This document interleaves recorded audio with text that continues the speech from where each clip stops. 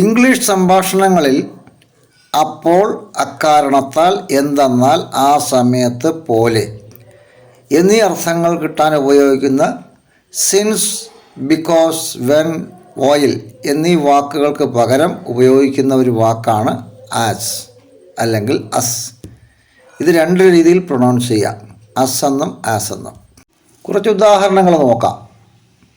ഞാൻ അവിടെ എത്തിയപ്പോൾ അവൾ അവിടെ ഇല്ലെന്നും മനസ്സിലായി. As I reached there I understood that she was not there. As എന്ന വാക്കിന് സമയവും കാരണവുമായി ബന്ധമുണ്ട്. അപ്പോൾ ഈ വാക്യത്തിൽ സമയവുമായാണ് ആസിന് ബന്ധം.